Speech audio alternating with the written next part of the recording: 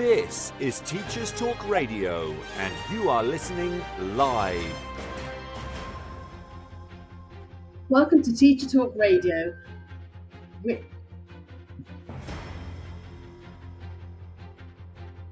You're back with your hosts, Krupa and Nazya, for our late show.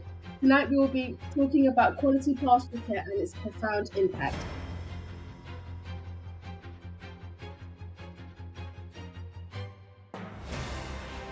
This is Teachers Talk Radio, and you are listening live. Tune in live at ttradio.org, or to join in the conversation, download the Podbean app and search Teachers Talk Radio. Follow the hashtag TTRadio. Tune in, talk it out with Teachers Talk Radio.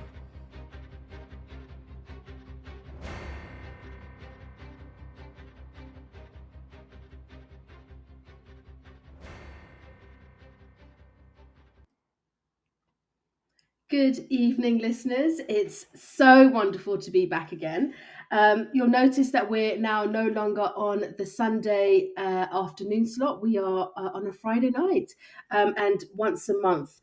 We wanted to start off with thanking Teacher Talk Radio and the team, but also those that have supported our show so far. We've had a wealth of wonderful networks, amazing thought processes and discussions outside of this, and actually stem from our show so far. So a huge hearty thank you. Keep listening to all the contributors here at Teacher Talk Radio, and do connect. It's always good to hear your thoughts post our shows. So Nazya, how are you? I'm good. How's everyone? I hope you're all doing well. Yeah, it's good to be back, I think.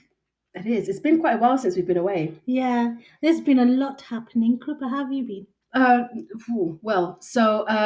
The reason I guess we had to pause on things, or I had to take a pause, was due to a loss. My father passed away, and so having that break was really necessary, but also grounding. And I think through that now I found a new sense of confidence. So back and raring to go, and with lots of purpose again. So that's good stuff.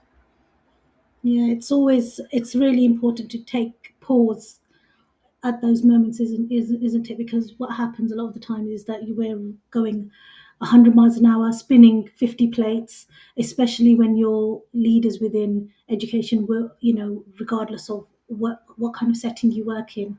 And there's always so much work to do, and it's really important to take that pause.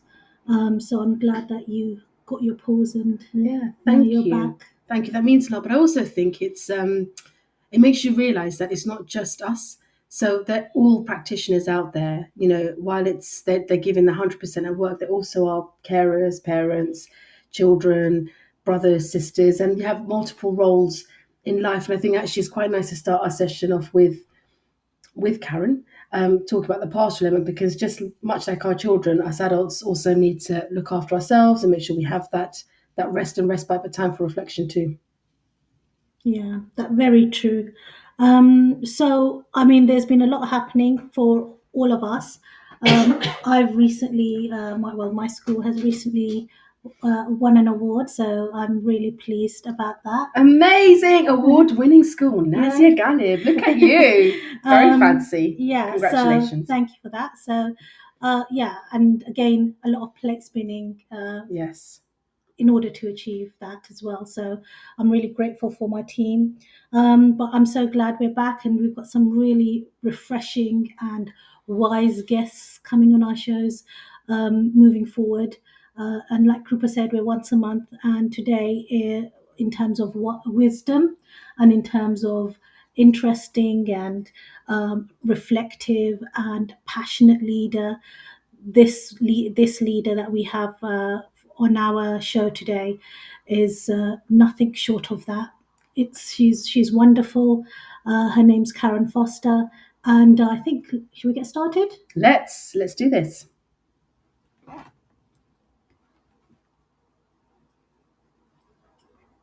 Hello, Karen. Welcome. How are you today? I'm good, Krupa. Thank you. Yourself? Very, very well. Can I just say you're our first guest this time, and we've been really selective because we are now back once a month, and only on a Friday night. And you're our very first. So we're only hoping to this for the year to begin with, and we'll see what that looks like. But we've really enjoyed it, but really, really pleased to have you here as our first guest. Thank you for inviting me. I'm very excited. Super. So Karen, it'd be so good to hear about who you are, your journey as an educational practitioner, and all those bits in between. So do enlighten us. No problem. So, my name is Karen Foster, and I have been in the education sector for over 20 years now. My route into education has been quite different in that I came via the arts. So, my background is in the performing arts, primarily in dance. Then went on to youth work, then went into education. But the theme throughout all of that has been young people. And I very much have loved working with and engaging with young people, whether it be teaching them some form of creative art, whether it be project managing things that they're doing, whether it be working directly with them in the youth work setting, and then in the education setting as a pastoral lead. So that was my route into education through a youth work project that I was with, and we were assigned to a local secondary school. And the aim of that project was to work with disaffected young people in Key Stage 4 who were at risk of permanent exclusion. And so the idea was just to get them through their core and then make sure they don't get excluded. And to be fair, I think in the 7 years I did it, I didn't lose one young person. I got them all through school onto post-16 destinations, which was lovely. They were tough. It was tough, and school often sent the really difficult children they just did not want in lessons. So being able to build up those relationships with them outside of school. So they would come out of school to the youth club every week. I'd cook for them, we'd eat together. So there was social eating. They would have to sometimes help cook as well, wash up. So it was kind of like a very community family orientated feel behind it between me and my team. And then we would do learning and teaching. So I don't have QTS, but I got them through English and maths. So there was somebody in the team who had a real either specialism in one of the core or was upskilled enough, depending on the level of that young person, to be able to support them with the work. And we all found it that we were learning too. So, having to remember how to do Pythagoras theorem after maybe 10 years of not being at school was interesting. But we learned together, and I think it was good for the kids that they understood that not every adult knew everything, and we weren't frightened to say to them, I have no idea what this is. Let's just work backwards and see, because I've got quite a solution focused brain. So we'll always get to a solution and a resolution. So I did that for about 7 years, that project. And then the actual school itself asked me if I'd come and run at the time, which was quite innovative, their own little kind of like alternative provision or school within a school provision. And it was based, I remember I had a hut out on the field. So I was as far away from the school as possible. And it was almost at the time I thought, isn't this lovely? Like, we've got all the grass and we'd see the ducks and we'd see that. No, the theory was keep them as far away from the main body of the school. And so no one can hear you scream. So I had quite a few young people there, and they were really tough. They were the kids that were fighting every day, were swearing every day, were physically assaulting each other, physically assaulting staff. And so learning to build those relationships and actually using my arts background to find another way in. So it wasn't necessarily through, we're going to sit here and read Of Mice and Men, we're going to sit here and do Macbeth or Romeo and Juliet. It's like, let's find creative ways. Okay, poetry doesn't have to be the way you think. Let's think about it as rap.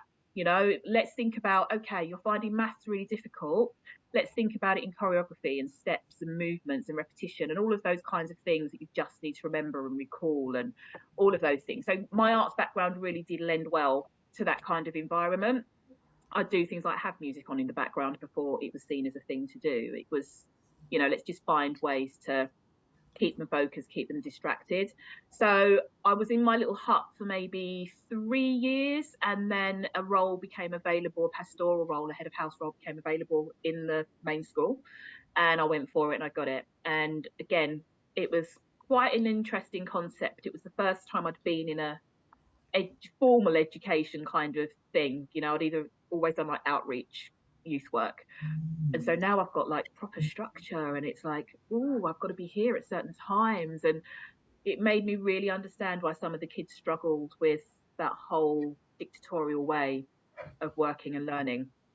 So I had to adapt and flex my style, but I still tried as much as possible to keep bits of me so that the kids could relate. So my school was in a part of London which has a really high population of African Caribbean students. So for a lot of the students, for the first time, they're now seeing someone that looked like them in a position that's, making decisions. And because I was there were four of us who were heads of house, and I was the only one of colour.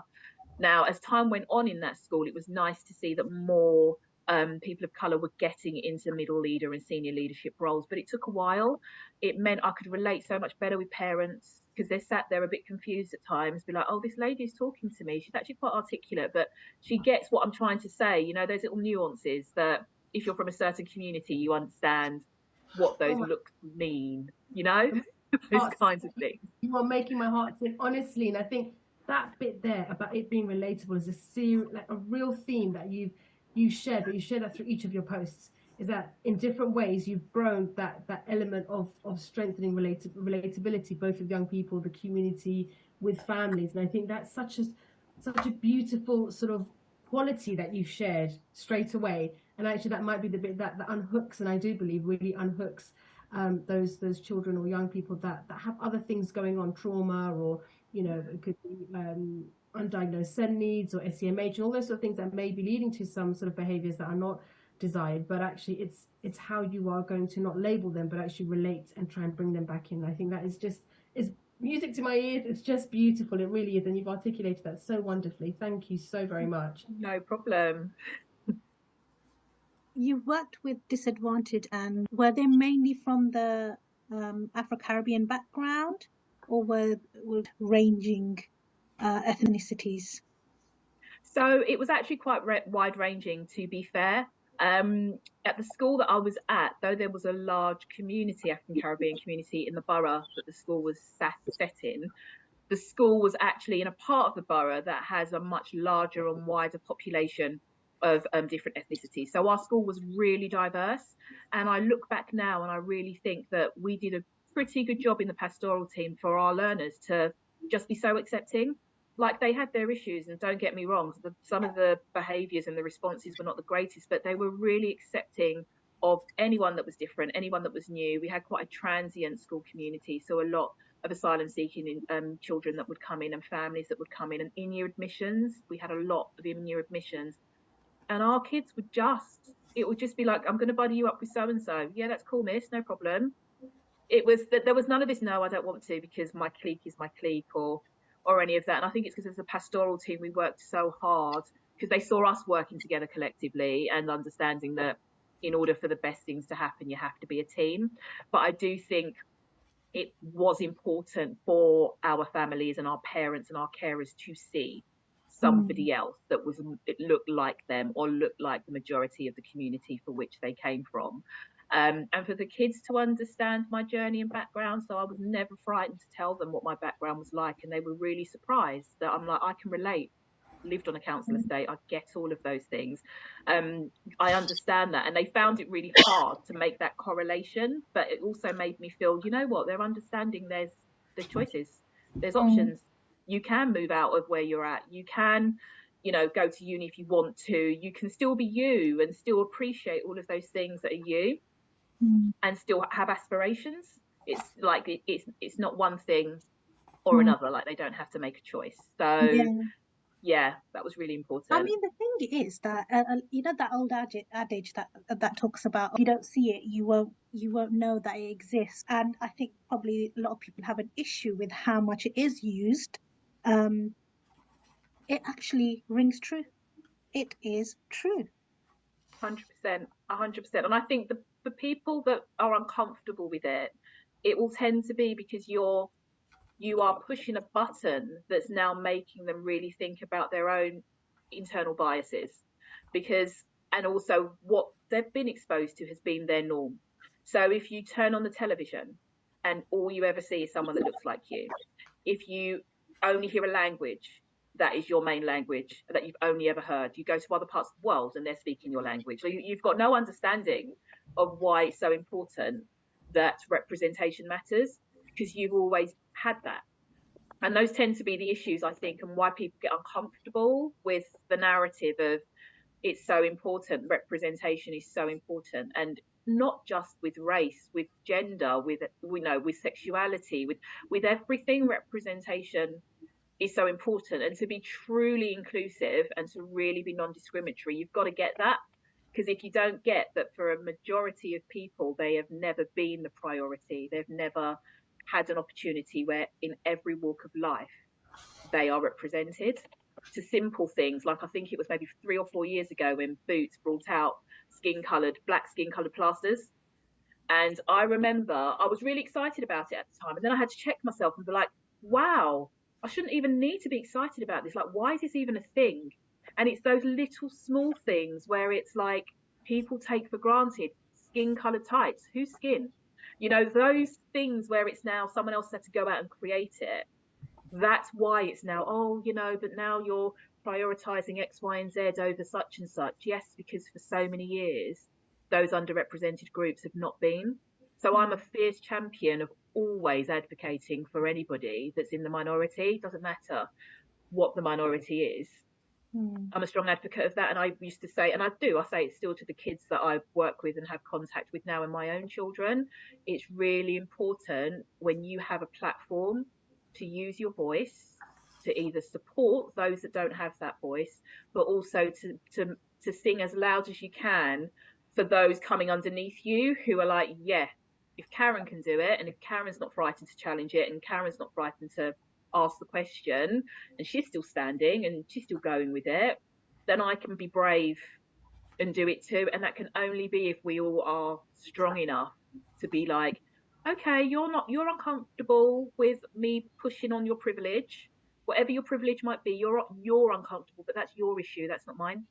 So I'm not gonna be dulled down because it makes you uncomfortable, because otherwise we're back to stage one, aren't we, with the majority always getting everything. And the thing is that is a factor in why young people are disaffected.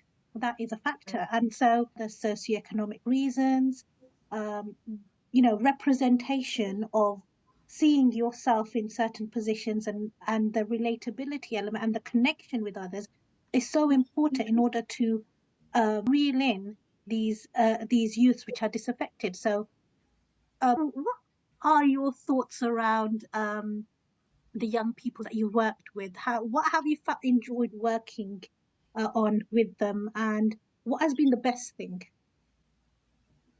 I think the best thing, and it still gets me now, is if I'm in the area maybe where I used to work and someone will holler my name, and I'll turn around and there's this big grown adult with 3 children, and I'm like, I don't know who you are. And they'll say, Miss Foster, how are you? They'll give you this massive hug and you're still trying to work out in your head, who is this human?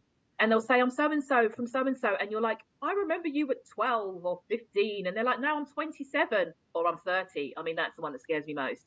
And these are my kids and I'm doing really well. And I remember when you said such and such to me. Now, that always gets me. It gets me every time when they can remember something I said to them that at the time they couldn't relate, but then as a grown-up adult now they can. So that's always a beautiful moment for me. Lovely moments also is when I can see some of my older students where like they're proper adults now, and I've got a couple of them who follow me on LinkedIn, and just seeing how well they're doing, like kids who were told you're not going to amount to anything, like you won't get through year 11 and you're going to fail, and now you see them doing so well and so grounded and so happy, and you just think, I'm so blessed to have been part of your journey. So that's something I found really, really nice as well, to have those opportunities, and also just gives you hope in remembering that they're so young and they're so, that rational thought and that prefrontal cortex of their brain has not developed. Absolutely. But yeah, so much judgment is decided, isn't it, on a 14-year-old who's still developing. But there's also so much labeling, and I think that's I find that quite tricky, and I think that will lead us on to our next question quite nicely, is when we are thinking about these young people that are disaffected or had sort of different journeys, and that could be because of their identity or the differences in that, or not having relatable role models like yourself. the world can be a very strange place to navigate because you're not sure where you sit. You're not sure who you should be. You're living in two communities. You go home and you live in X culture, and you come into school and you're like, I don't get it. And actually, then sometimes what they try to do is potentially try and bring the best of both into it, but it's not always the best. It's just bringing some parts of both because they're trying to hold on to working out who they are and how to make that happen. And I think that's always a valid reason. It always sort of allows me to be compassionate and to see them compassionately, because I'm thinking, I was you. I tried, but I couldn't do it. I couldn't. So what I did is I came to school, and school became my playground because that was part of my personality. So I think it's really interesting, that whole journey. But thinking about the difficulties or the challenges, what do you think your team or yourself, have come across around these learners who may not be attending, or if their behaviours are escalating in a direction that's not very helpful? Talk us through some of that. So for me, I always say my mantra is all behaviour is a form of communication. Yep. So if it's behaviour that is not deemed to be in the acceptable realm, for me, that's an unmet need. Now, I know it's really easy. For me, I always say, I think sometimes that those who go into the pastoral world, it's a vocation. You've got to see it as a vocation, almost like nursing. You can't see it as maybe someone who's teaching and learning, who for a teacher, they just want to go and teach their subject. Like that's what they trained to do. They didn't really want to deal with, and still don't, a lot of staff want to deal with the other bit. They just want kids to sit there, learn, retain, recall. We move on, someone else can deal with the nurturing and the developing of them. But it can be really hard. And I think getting the buy-in from staff for them to understand the role, and the really important role that any and everybody in a school, I don't care whether you're the receptionist, midday supervisor, caretaker, you have a role and a responsibility to make sure that you are part of shaping and helping that young person shape who they are, and feeling that sense of belonging. And that sense of belonging, like you were kind of saying, Krupa, it's like belonging, but not to the point where you feel you've got to sanitize maybe your lived experience up to the point when you started school. So then you can't feel you could be you and bring those experiences and that culture and all of those, that rich tapestry that's you into school. But recognizing and nurturing it, but not on that tokenistic. We do Black History Month once a year, and we do LGBTQ and Pride once a year, and we have Disability Awareness Week once a year, and it's great, and then we forget about it. Like if you do it well, it should be a golden thread for me that weaves all the way through. I think that's the challenge. I always wonder what happens in the other parts of the years. Where does everyone go after that week or that month? But I'm really glad you break that. Yeah, it's hard though, isn't it? Because I think if you think about who is in charge in a lot of our schools, and what the breakdown is of gender and ethnicity, it tends to be people whose privileges just mean like they've got good intentions, but it's not their experience.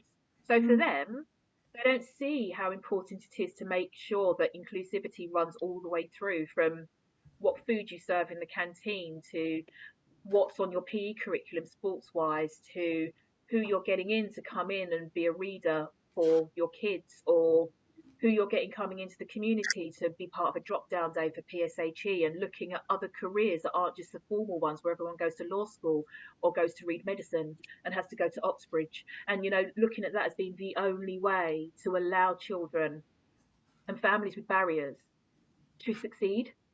And again, it's that privilege that comes with believing that's the only way in which certain communities can.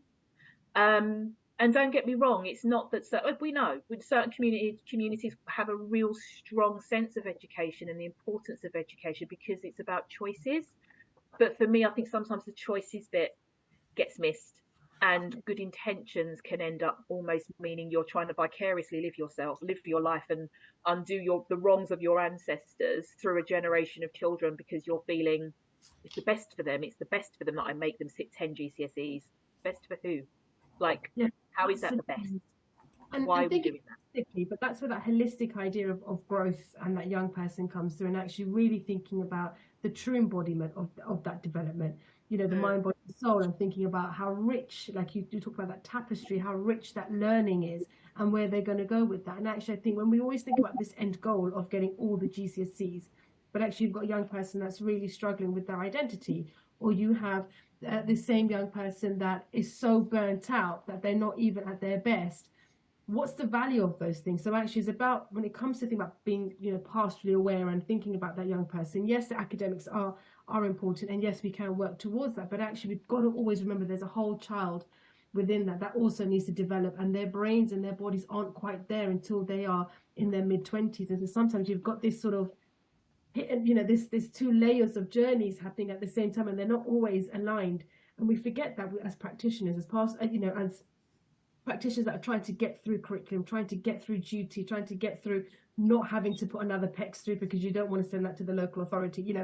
It's such a hard place to be in. And I think sometimes it's just taking stock of that and thinking, let's be really realistic about our expectations here, and let's be really realistic about how we relay that. And actually, what is it that we want as young people leaving our school? Do we want them leaving with all of the qualifications but being actually quite unwell emotionally? Or do we want them to have a journey, a positive journey, but also being able to be resilient enough, be able to put their hand up and to question, to be able to make those differences? And I think we've got to have a real look at that in terms of education as a whole. Yeah. I think it's about this idea of balance. Balance doesn't necessarily mean that you have to sacrifice an element in order to succeed academically. You don't need to sacrifice pastoral, and vice versa. You can find that balance when you think about the young people that are coming into your setting. They bring you want them to bring their whole self. You want them to nurture their best self. How do you nurture the best self? To make sure that they feel happy about their identity and not make them feel alienated about that.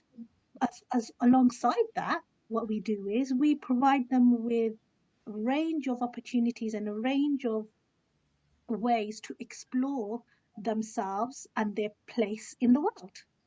And that starts with them finding their place in their setting. And if they find their place in their setting, then that can those skills that they learn, their resilience, perseverance, all of those skills that they learn, that'll carry them through outside of school. Yeah, but you know what's so hard though, and and this, trying not to be political, but I think the curriculum, particularly with EBAC, shoehorning so many learners into a certain pathway, and then schools feeling so much pressure that if progress 8 isn't this, and if attainment scores are not that everything's going to fall apart, means you have got learners who are not able to really take subjects that they're really interested in, those creative subjects, those subjects that allow them to move around more and they're not sat at a desk, those subjects that allow work experience to happen in venues and organisations that are not as sterile. I do feel sympathy, being on the other side of education now, where I am sitting in a senior leadership role within a trust and central function, that those battles that I can see principals dealing with, and then you've got me turning around and saying, so let's just have each child have their own creative timetable, and they look at me like, Karen, this is just not going to work. Like, you're almost, they think I'm too far removed, when what I'm trying to do is like think 10 years ahead, because that is where it's going to have to go. We'll go back to vocational qualifications and that kind of thing. This is so exciting, and actually this brings us nicely onto our break, and we're going to talk about something that's going to lead straight through with this conversation. So hold fire, everyone. We'll be right back after the break. This show is brought to you in partnership with John Cat Educational, publishing professional development books and resources to support great teaching and learning in schools around the world. Have you checked out their latest releases? Use the code JCTTR2324 for 20% off your order. Don't miss out. Visit johncatbookshop.com to explore their full range of titles and advance your own professional development today. Happy reading. Introducing Eton X from Eton College, a diverse range of quality online courses enabling young people to aspire and excel. Designed for self-study, these web-based courses empower your students with essential leadership, communication, and academic skills for success at school and beyond. Our Study Skills course sharpens their learning abilities, while the AI Fundamentals course equips them with vital digital know-how in a fast-changing world.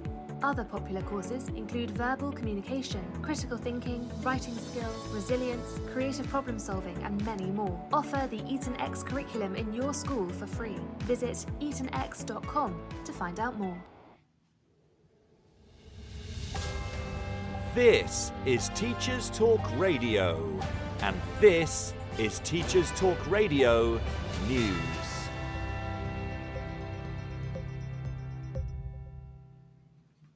The mother of murdered schoolgirl Brianna Jai has spoken about the need for positive change and a lasting legacy for her daughter.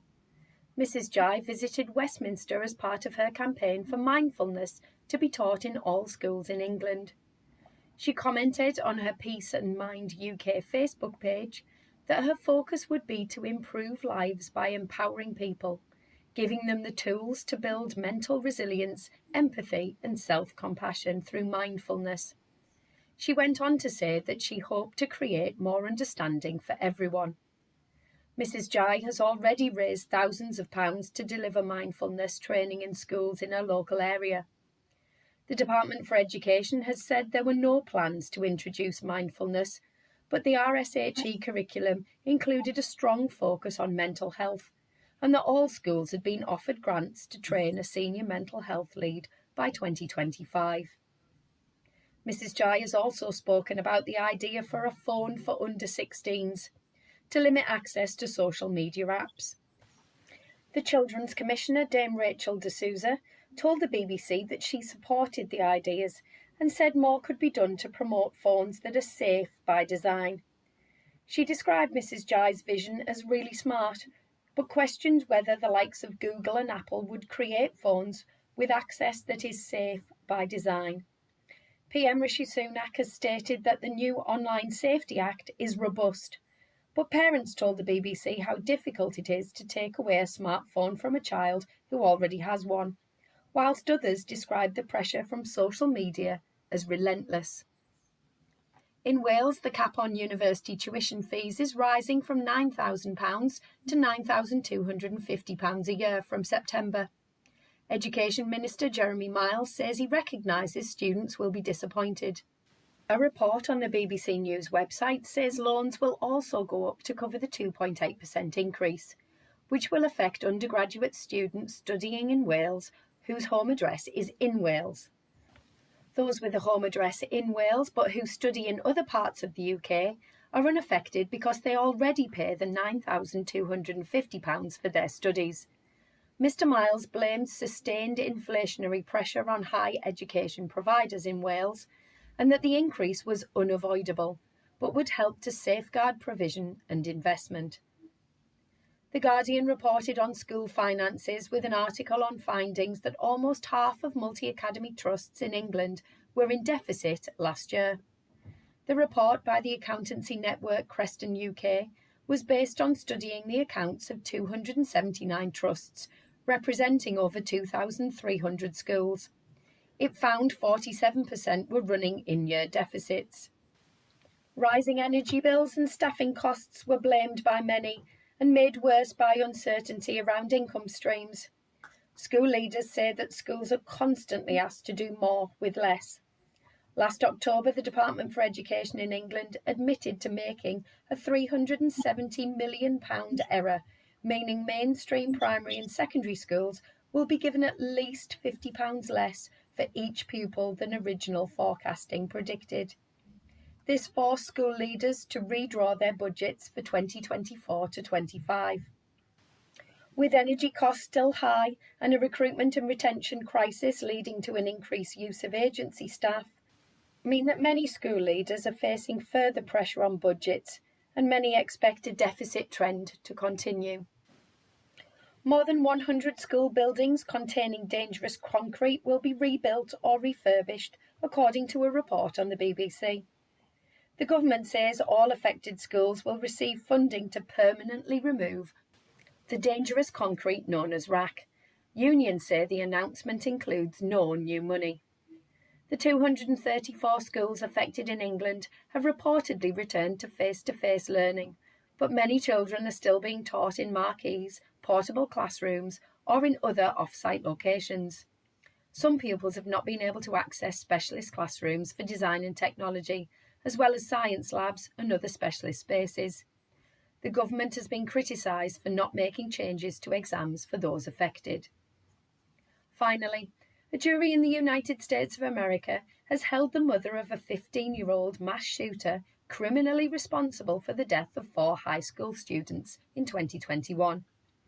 The 15-year-old himself was sentenced to life without parole in December, but at the start of February, the male's mother was found guilty of involuntary manslaughter, the first time a parent has been convicted of such charges due to their child's role in a mass shooting. The case has raised questions about the accountability of parents. Although the youth's parents had gifted him the weapon days before the attack.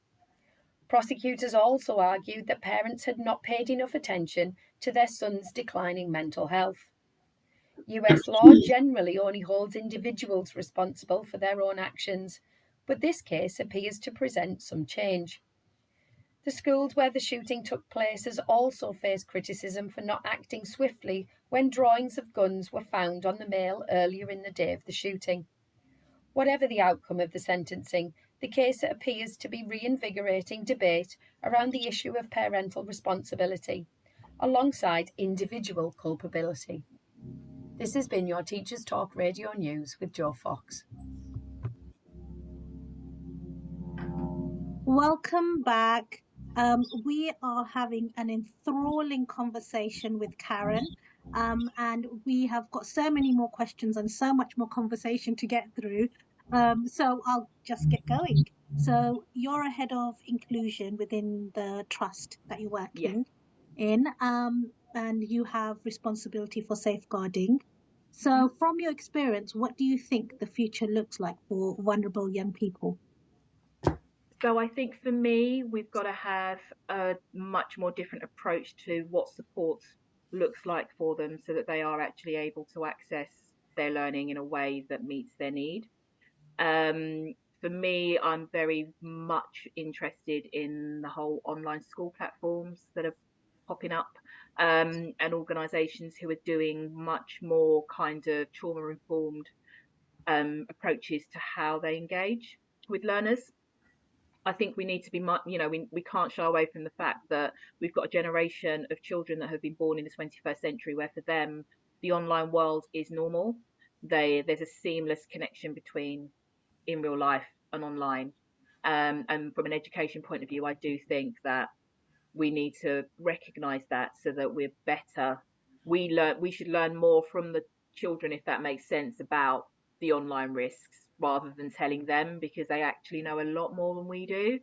AI for me is a big thing. Like, we've got to get on top of that and get our kids at a point where they understand the benefits and the risks, but we as adults understand the risks that come with AI. But yeah, I see a future. I'd love a future where any learner, wherever they are, is able to access their curriculum in a way that meets their need, particularly SEMH students for whom anxiety is a really big thing. Trying to shoehorn them to coming into a building that they just can't cope with because they can't even leave their house.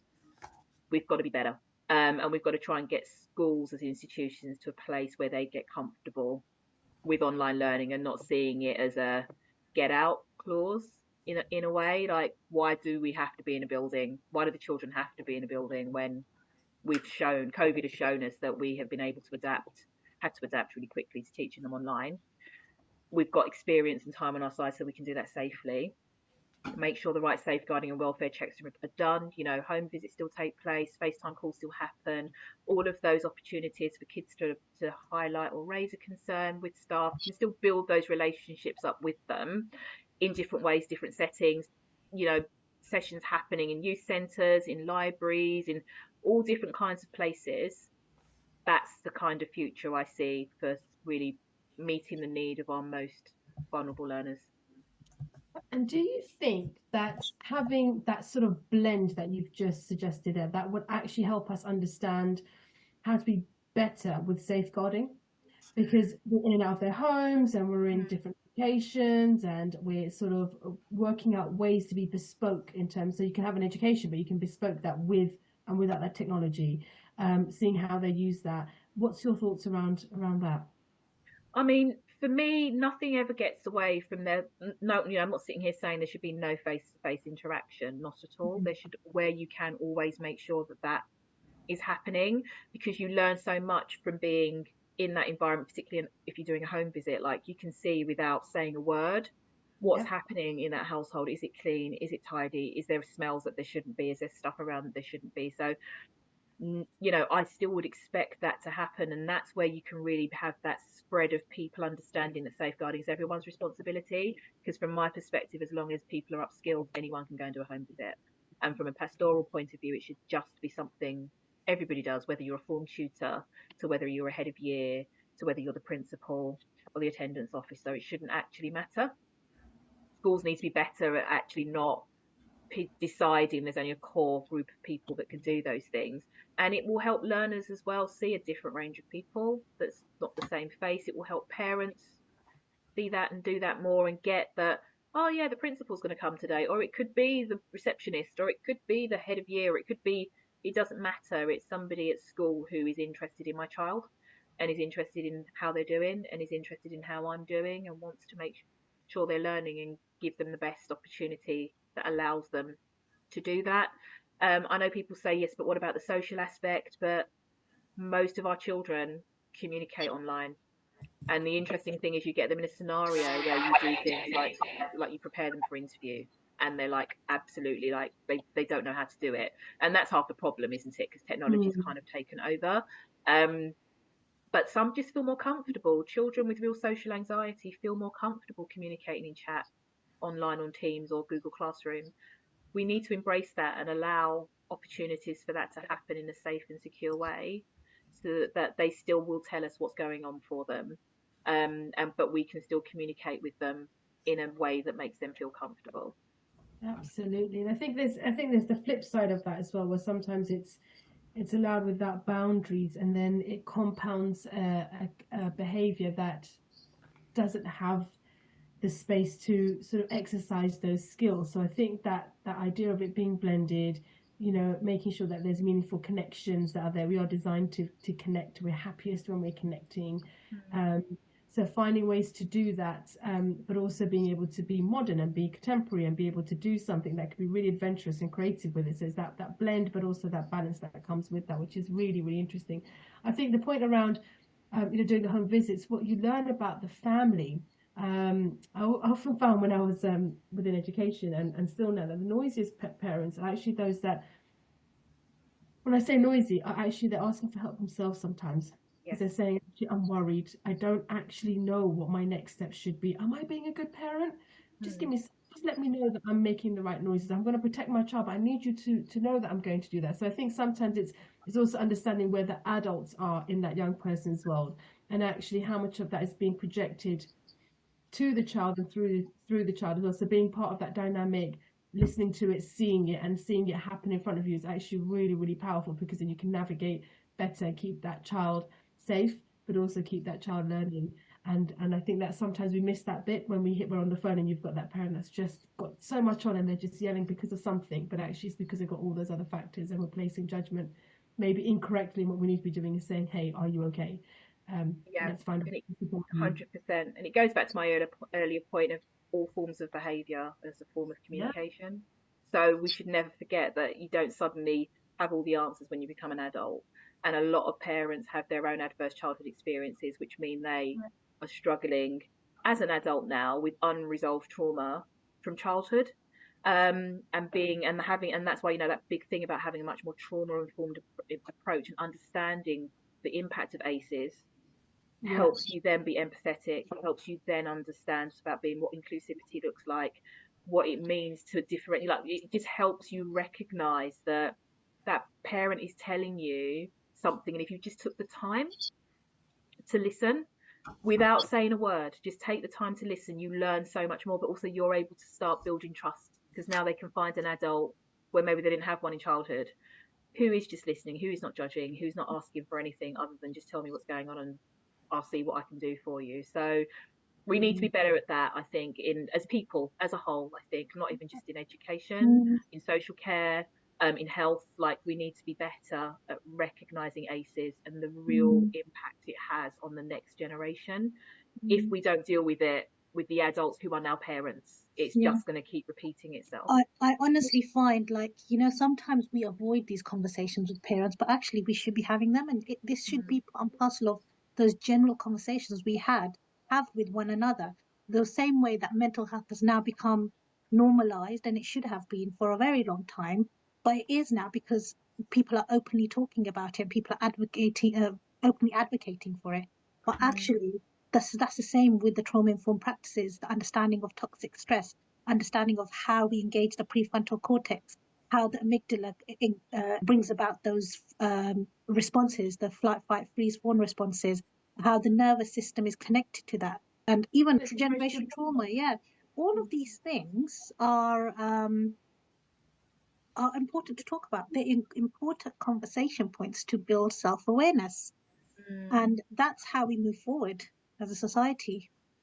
Yeah, and I like that thought about generational trauma, because again, this is where it's those uncomfortable conversations that sometimes have to be had around, choices that none of us made, but still impact certain parts of our community today, still impact certain behaviours that happen within communities around families and family structures, and all of those things that kind of, you have to track it back to 200 years ago, 300 years ago, 50 years ago sometimes, to understand the why, and not just think, yeah, but that was 50 years ago, that was 50 years ago, that, why are you still talking about that? Like, you weren't even born, or your parents were still quite young, and not understanding that it's inherent. It's almost like in the DNA, isn't it? It just, like through osmosis, it just happens, and you don't know why. And if you're not ready to kind of look at it and be like, why is it certain communities, these behaviors keep happening, aggression or drugs or whatever, why is it that in some communities, the family is so fractured?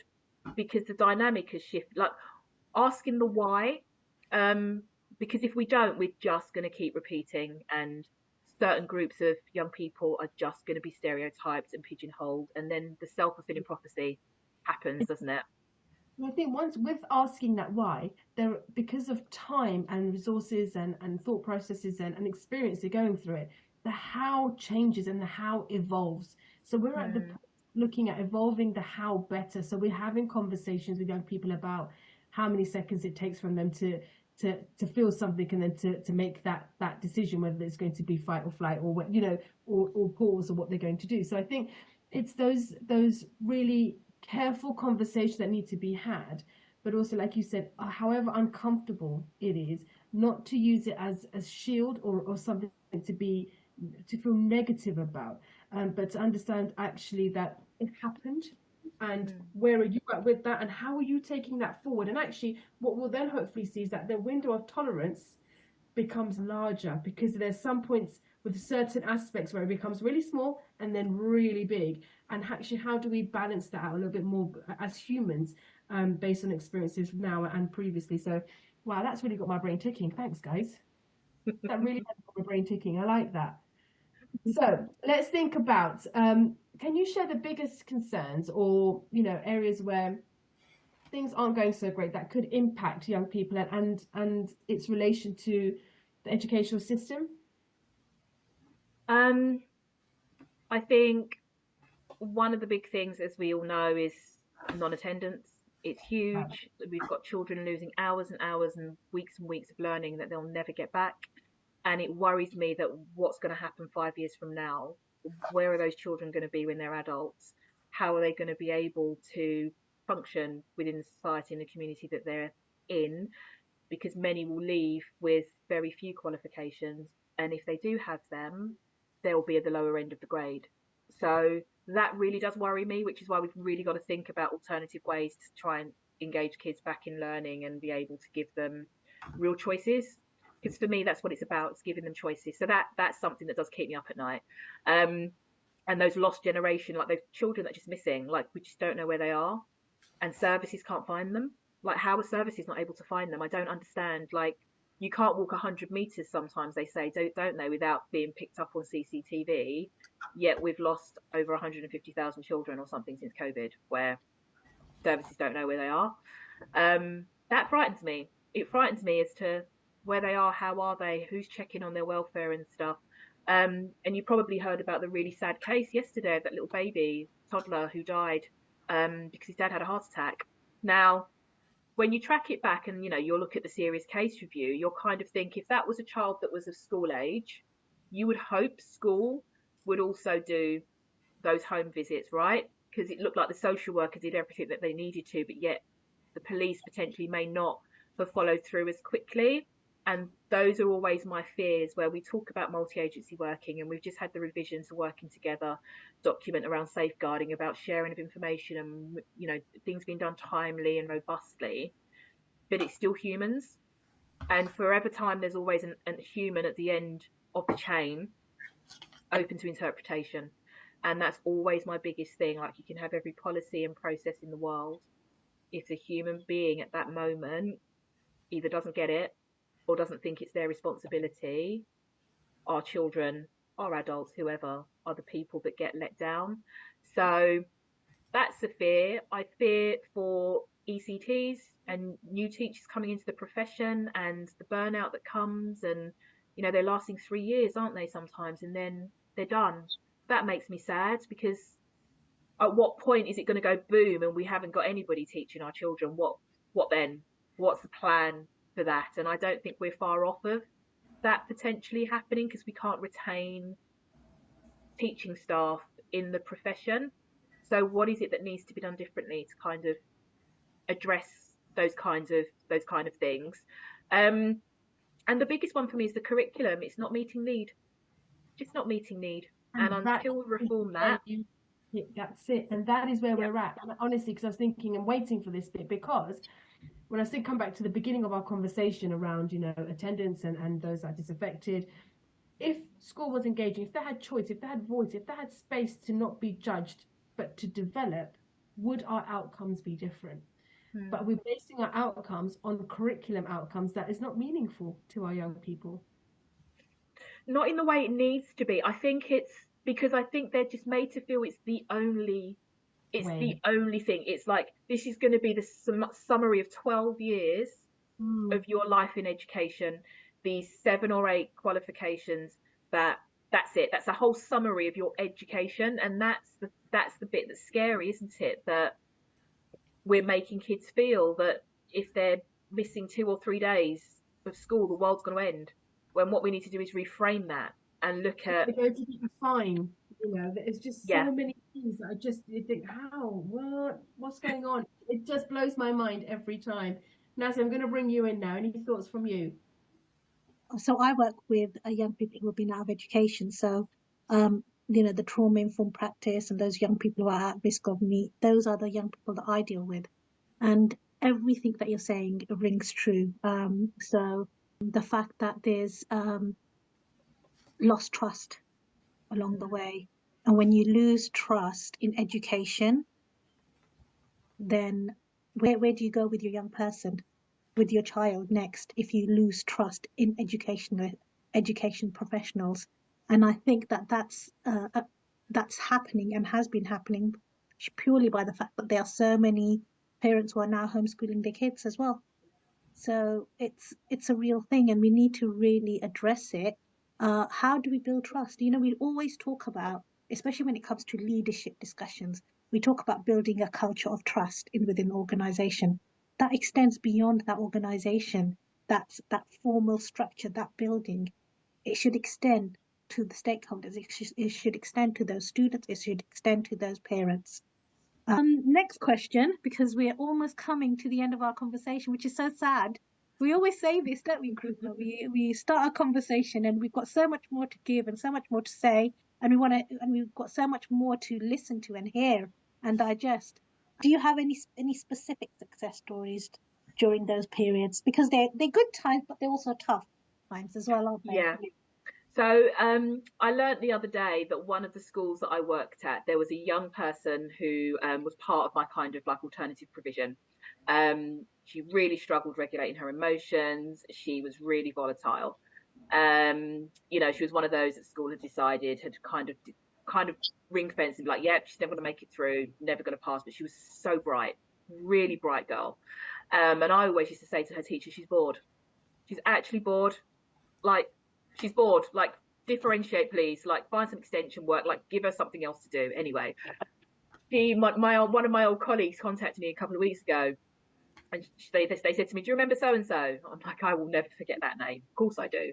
They're like, "You never believe it. She's now a CAMS worker, and she's working with one of my colleagues' learners." And you sit back and you think then about who this child is and what she was like, and I just had a little cry because I'm like, "Oh my goodness me, look at that." Look at that. And my friend was saying to me, and she said, because she remembered my friend from when she was there, and she said, "Oh, do you still speak to Miss Foster?" "Yeah, I speak to Miss Foster." "Say hello." I said, "Hello." Like this woman, so she's 27 now, and it's those moments where it's like everyone else had written her off. Me and my team were like, "No, we'll work with that, we'll deal with that. It's unmet need, it's unmet need." And she's gone on to be so successful, and in an area of work that clearly she can resonate. She can add so much value to those learners and experiences to those learners. But empathy, she can have all of those things, and those are those beautiful moments where it gives me my why. Because this role, this sector is hard, and there are times when I question why, and then I hear those nuggets, or I'll see a child who hasn't been coming to school forever, and I get their school to adapt their timetable and phase return them in, or look at alternatives like work placements and college day releases and all of that. And then you see the success. You see that child now 93% attendance. It's like they were 24. And it's those little moments. And I know they're small. And I know you kind of think you can't scale that up in the way you want. But my God, that gives me my why. It makes me realise why I do what I do, why I've stayed in the sector for so long, and why it's so important that I keep staying, to just be able to be the one that bangs on the door and be like, got to do it differently. Got to do it differently. Like, I've got to be the voice, because at the moment I'm in a sector where everyone needs to be like a certain shape and put in a peg in a hole. And I've always been the unicorn. So I'm very much no, you don't have to do it like that. I don't want to do it like that. So yeah, those are a couple of my success stories that make me feel really happy that I've played a part in a young person's future success. And it's almost come round full circle, and now she's serving. And I mean, that part where she's not only grown, but she's serving, and we know there is direct correlation around those that are excluded or PEXed, and how many of those enter the justice system, and actually she didn't become a statistic. She's actually gone out to further reduce that. And I think when you sit with that and you sit with that humbly, you think, wow, like that's magic. So kudos to you and your team, and to all those amazing practitioners out there that are trying daily. I certainly am with the the role that I have, and I think, and you've got large students on large numbers of students that you can see them sort of slipping through, and you've got a whole group of people that are trying. They are trying and they don't give up. And you leave at the end there with your hands in your head thinking, what more can we do? But no one says, let's stop. And I think when you have that, that's just magic. Like I said, it's magic. It's hard work, but it's magic. And that's what gets you up every day, because each young person needs that. And they need that champion, even if it's not direct family and all of that. Alrighty, so tell us what's next for you and the work that you're doing. Wow. So I'm always a blue sky thinker. So I always think about, if something was a limit, there was no kind of like money limits, what would I want? And for me, I kind of, like I say, I want a system where students can access their learning in any which way that works for them. I want things in place for parents to support them, because for some of our parents, they've got low levels of literacy and numeracy. And then you're asking them to support their child with their learning. Yeah, but if their own literacy and numeracy is poor, how are you going to expect them to do that? And so now you're making them relive childhood trauma, of feeling useless and ineffective and all of those things. You're making them live it again now through their children. So we need to do more to upskill, so they can support. We need to, for me, have opportunities for better infrastructures and support for people new into the sector.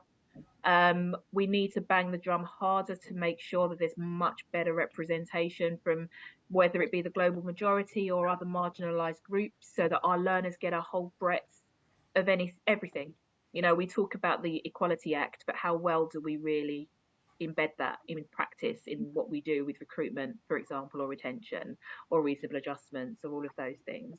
And I really want organisations to live their process, like live your whatever your USP is, or whatever you say your core values are, or your norms, live them. And that means sometimes calling out your colleagues if they're not, and not being frightened to, and creating those safe spaces where you can be vulnerable, but it's safe, as opposed to you don't want to be vulnerable because you're worried about repercussions if you've got something wrong or made a mistake. And allowing mistakes, because that's how we learn, right? It's how we grow. But I think as we become adults, we're made to feel we shouldn't. And I just want a world where we are allowed to do that safely. And education is the way to do it, so we can model to our learners. Okay, it's all right to get it wrong. It's fine. Let's learn from the mistake, though, so we don't do it again. That would be great. You've got a courageous journey ahead of you, and I'm sure that you will meet it head on. If anyone can do it, a unicorn can. Yeah. So, finally, what top tips do you have that you could share with your pastoral hat on? I would say, be the person, remember to be the person that knows everything about the school. Don't feel that you only deal with behaviour. Deal with attainment. Learn about attainment. Learn about data. Understand what Progress 8 means, so that you don't feel that you're sat in a position where you can't contribute. Because if you are a good pastoral lead, you are the heart of your school, and you're the one that will know everything about your learners. So that's the first thing. Keep your sense of humour. It's really important, and don't feel, I think, as you progress through the ranks, that you have to lose that sense of yourself, if your personality is your personality. I enjoy being the personality that I am. It's taken me a long time to be comfortable with that, but it's who I am. And I think sometimes when we move through senior leadership, we feel that we've got to become less of ourselves. And I think it was to an earlier point made by you, Krupa, that it's kind of how much of the almost masking has to happen in order for you to kind of fit, like how things might be at home and how you are at home, and how you mirror that to how you are at work. Sometimes they're juxtaposed, aren't they? And I'm very much trying to just merge as much as possible. And if you don't know something, go and learn. Like, don't be frightened to say I don't know, but then go away and find out, because learning and growing is important, and we should never stagnate. And celebrate, like bring up the ones behind you, like be that role model, be that cheerleader, be that wing woman. Like, don't be frightened to be like, I'm happy to take a back seat for you to have the moment. Like, recognize when someone does something well. If you're a manager or a leader, like big up your team. Like, don't always think it was me. Be a leader and not a manager, I think, is what I try and say, because leaders grow their people and feel really good when their people move on, because it means you've done your job right. And leave the ego. Like, ego is just not needed in the role that we do, in the profession that we have. And if we had less of that, maybe more things would get done, and more people would feel valued in the role that they kind of hold. Oh, it's just incredible. And actually, if everyone could see my face right now, I'm beaming from ear to ear, because you're saying everything that I believe in and think. And I think if we can live that and truly make those things happen, actually, wow, what a world we live in.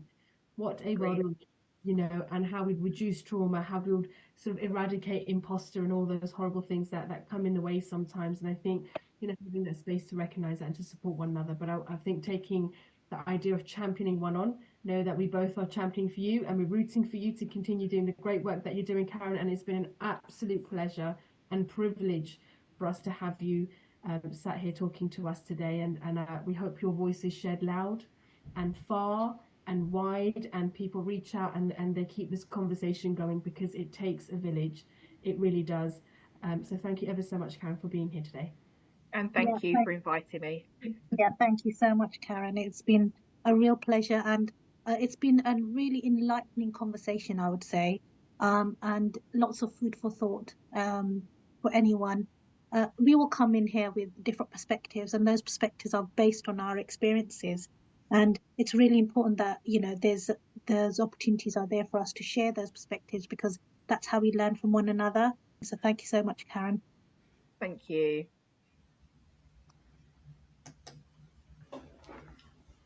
So that was quite an interesting conversation. I want more of it. It's so good. Karen is a force, isn't she? She's just incredible, and it's so wonderful when we meet practitioners that are so aligned, and it gives us hope, doesn't it? That there is, you know, great people out there that are doing all the right things and thinking about things in different ways. Yeah. And I think what she was able to provide for us was a perspective from the students, a perspective from someone who's responsible for those students. Absolutely. And trying to pull both of them together, because actually one of the key things about any pastoral role, and we've even had a contributor who's spoken about the family support worker and how amazing they are. One of the most important things about any kind of pastoral lead or pastoral worker is that they themselves have to be in a place whereby they're fully supported, emotionally supported. Absolutely. Because the work that they do is immense, and they can easily be overworked. And that's what one of our contributors has just said about how their family support worker is amazing but overworked. And actually, the overwork element is the emotional turmoil and emotional kind of stresses that you go through, because, you know, sometimes you do come across very challenging situations, home lives. So kudos to anyone who takes on these pastoral roles, I'd say. And to be honest, it's there in any organization. You have the pastoral care workers or leads and support workers, but actually every single member of staff should be taking a lead in that. And I think that's where maybe the whole kind of that support network and that support structure would really come into play, is if every single member of staff was on board and recognized themselves as key people in the lives of key pastoral care and support, provide key pastoral support for the young people that they work with. And I think that would make a big change as well. I agree, and I think that does happen. It's just the proportion of teachers and young people. If you think about how large schools can be versus those that might be in pastoral teams, they generally have a timetable, or you might have one person that's not on a timetable but overseeing all of the young people's pastoral. So the proportion of adult to young people, or the needs that's required from them, that's where the pull is. And that also goes for, I was just thinking about therapies and other external professionals that come through who actually work within that. There's a whole host of people that multi-professional approach is incredibly powerful in that. One of the things that really got me going was thinking about this idea of attendance, and actually it made me feel worried again. And it made me feel worried because while we know attendance is a concern, it's growing very, very quickly, and it's growing to a point where I believe potentially there are no more spaces. Schools that are specific in SEMH, or those that have particular direction in terms of supporting learners with particular needs, or those sort of traumas or EBSA and all those interesting parts, where do they go, and how do we support them? And I think those are the students that worry about the most. It's those that are have medical needs, or have like I said, EBSA, and or electing to be at home and learn. Those numbers are growing. So therefore, again, it's compounding that whole idea that education needs to change, and needs to change very, very quickly, because it is impacting attendance. Yeah, and I totally agree with this idea of that, that there needs to be a big kind of shift in the way we're viewing attendance now as well. And I think that there was one of the things that really kind of hits home to me is about the from the trauma perspective, the PRRR, which is protect, relate, regulate, and reflect. And I think practices like that are based in evidence and research, using those to support things like attendance and effective pastoral support for young people, I think are really key for schools. And I think that the schools need to really start thinking about strategic planning and aligning which are the roadmap to making sure that they align the school priorities to the holistic development of the pupils that are in the school. And I think that bringing those together would really work. And like you said, the time is now. We have a responsibility to the present. Absolutely. And we have a duty towards for the future for these young people. So it's so important that we start doing something now and be active about it now. I agree. I think the pressures around, now we're forming in a recession and all that. So I think leaders will be forced to think very, very creatively and have to probably think more in-house and sideways before there's going to be more institutions that will be able to support those systems. So I think that planning now is absolutely critical, because I don't know where and how that's going to be sorted in the next few years. Anyway, that's another discussion for another day. It's been an absolute pleasure and a joy being back. I'm boosted to be back next month. I really hope everyone has enjoyed listening this evening. Take good care. Stay well. Good evening, friends, and we'll catch you in a month's time.